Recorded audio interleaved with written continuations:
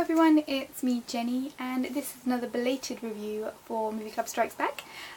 This film is Ong Bak the Thai Warrior, chosen by Kiwi, aka Chris, NZ Chris Girl. I think someone's green, she's adorable and lovely. And my quick review for this is I did really enjoy it. I think the action sequences are pretty good. I think the acting is very hard to comment on because I watched the dubbed rather than the subbed, but as far as I can see, it was okay. It just felt very jarred by the fact that I was watching this dub, so the direction of the on-screen characters didn't necessarily match up particularly well with the direction of the voice actors. I definitely felt like there was some points where the translation wasn't perfect, and it just felt a little bit jarring and took me out of the film. That being said, I think the acting held up, but I definitely would prefer to watch this, if I do watch this again, subbed rather than dubbed, just so I can see what the original intention of the director was. I think Tony Jaa does a great job. From what I could see of his acting, he did pretty well. Physically, he's able to pull off these fight sequences so well. I like how, particularly in the last couple of sequences, his technique really shines through, where he does a couple of moves and then grounds himself, and then a couple of moves, and it just shows how physically capable he is.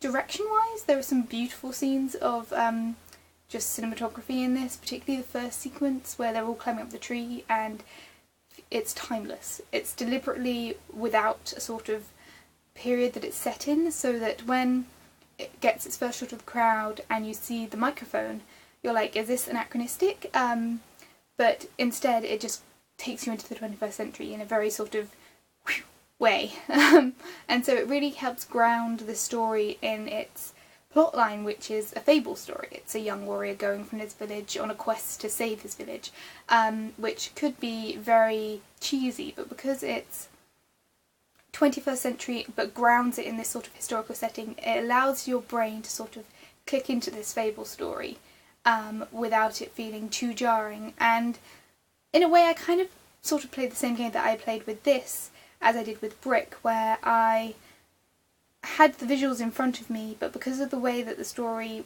is kind of,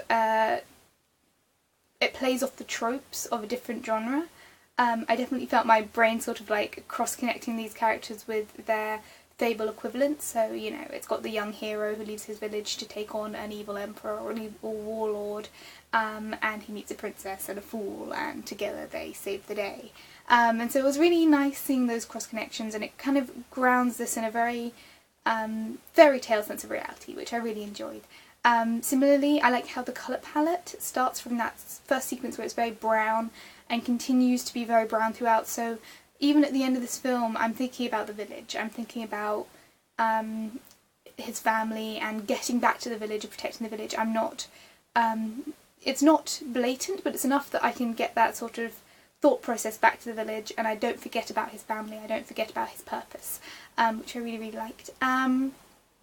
There's a couple of other really nice cinematography moments, particularly the first time he's going into the ring and he just kicks that guy and you're like, oh my god, that's awesome. And also the famous shot of all the gold falling, which I found beautiful and ironic because of course Tony Jaa's character is notoriously, you know, selfless and not interested in the financial gain, so him being showered in gold, beautiful as it is, it's very ironic because his character is not in it for the gold.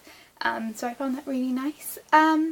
There's one particular technique which is used a couple of times in this, which is the concept of the same shot but from two different frames, so they'll have an action moment and then an action moment from a different shot angle, and that really, like, it highlights the, wow, that was a real, you know, that was really done, and that action moment is really impressive, and, you know, you can see the actor in the role doing it, and wow, that timing must have been difficult to work out. But at the same time, it took me out of the film. It stopped me from being concerned about the character. I was like, oh yeah, this is a martial arts film, very impressive action.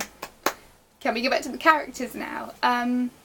So, you know, it was good and enjoyable in its own right. I definitely found that the background characters really helped build the story, while the hero himself was a bit, he is that archetype, so he doesn't necessarily have a lot of personality wrapped around him, while all of the other characters, particularly the villains, definitely add a sense of humour and a sense of texture to the story. So there's a lot of things that I really enjoyed about this film. I think I will watch it again, not anytime soon, but I definitely will watch it again at some point, subtitled, so I can really enjoy it and see this as it is, because I got a very different feel from just watching the visuals than I did from watching it with dubs, because with the visuals I get this sort of more grimy, maybe tongue-in-cheek but grimy sort of serious film, and then as soon as you add the voices it definitely takes on a much more comedic feel, and I think it is a tongue-in-cheek film regardless of what language you're watching it in,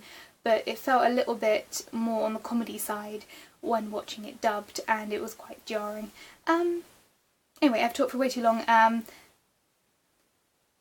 I enjoyed this film. I think you should watch it, give it a go, see how you feel. I'd recommend watching it subbed despite not having watched it subbed, just because the dubbed not so good in my opinion.